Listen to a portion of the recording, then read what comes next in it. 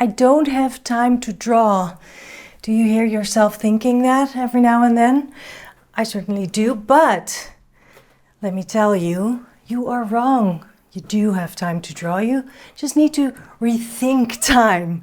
And let me tell you, I am on my way to go outside and go to the station, and then I will be going to travel by train for some meetings. These are not the kinds of meetings where you just get out your sketchbook and start capturing the moment. So what I was thinking, I am going to be on the train, but you know, my sketchbook, my current sketchbook is kind of heavy and big, and I don't want to take this all with me because I will have it all day with me and it's just not going to be handy.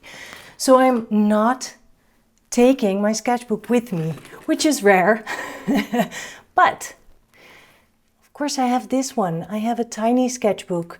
It fits in my back pocket or just in my purse.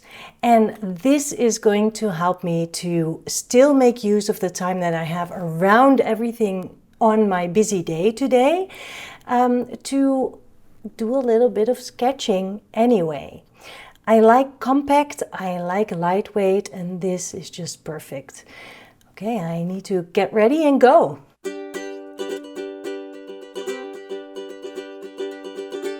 I like compact.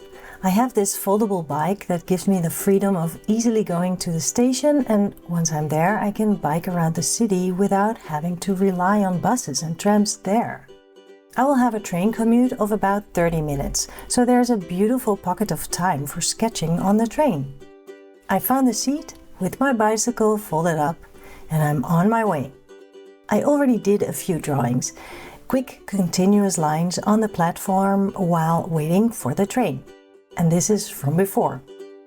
I'll start with drawing my foot. Why? Because it's there and there's not much else to see around me than blue chairs. No other passengers yet. And I tried to draw the bike, but it's a total tangle of shapes. It's all wonky, and so I just write next to it what the drawing is supposed to represent. In the meantime, at the next station, people came on the train, so I dare sketching another passenger, just quickly.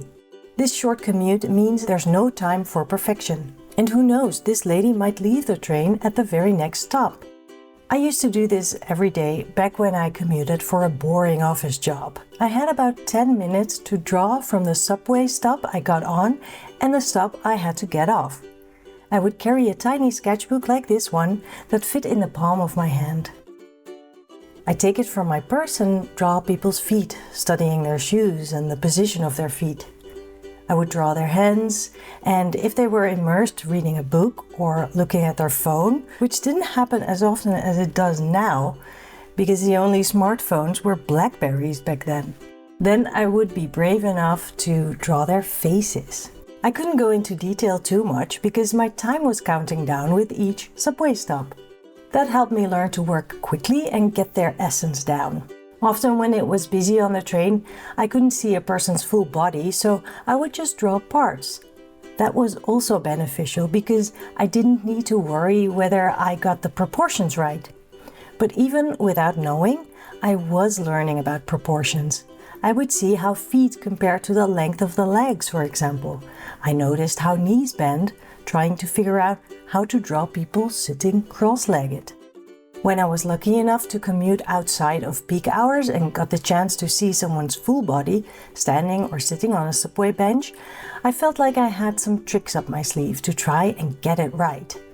After a while, I dared taking out a sketchbook that was a little larger, and I would fill its pages with faces, hands, feet, and any parts of people I could capture during the short commute. And of course, with every stop, people would get in and out of the train, so everything would change. If the train filled up and I couldn't see the person I was drawing anymore, I would move on to someone else I could see better. Then that person would get up and leave, but their seat would be filled by someone who would often sit in a similar position, so I would Frankenstein a drawing of one person by drawing 2 or 3 different people. I still do that when drawing people in motion. Did you know that I wrote and self-published a book about these kinds of experiences, and that it's filled with inspiring drawings and motivation for your sketchbook habit? Check out the link in the video description and get yourself a copy of my book, Life is Better When You Draw It. Looking at the window, the Dutch landscapes are great. Drawing what you see out of the window of a moving vehicle is a way to train yourself to take mental snapshots, then quickly draw them. And to be okay with an interpretation of what you're seeing, not a perfect representation. I look out of the windows and see many trees and a long fence between the greens and the train tracks. Then, when I look up from my sketchbook, suddenly the view has changed and I see a small body of water, so I add it behind the trees. Next moment, there are dark trees in the background, and a moment later, I see a few buildings. I Frankenstein a view, one that doesn't quite exist. But here's one of the wonderful things of drawing. Time can be a visual element. The drawing stretches over a period of time, even when it's just 5 minutes.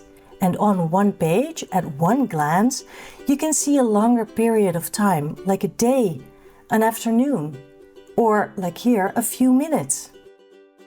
With these 3 drawings, I satisfied my hunger of creating. I got myself into a flow and a little meditation, using time that otherwise I would have wasted by looking at my phone, checking email, reading the news headlines, or doom scrolling. Time well spent. Time I thought I did not have. I found a pocket of time. These pockets of time are true gems for your creative practice.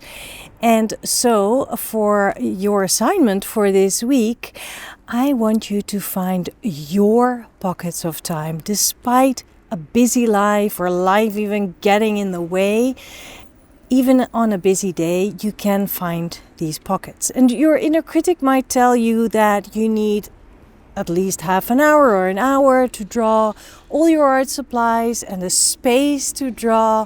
But I dare you to prove your inner critic wrong, and you might actually surprise yourself with it. So I will see you next week, and I wish you a lot of fun. Bye.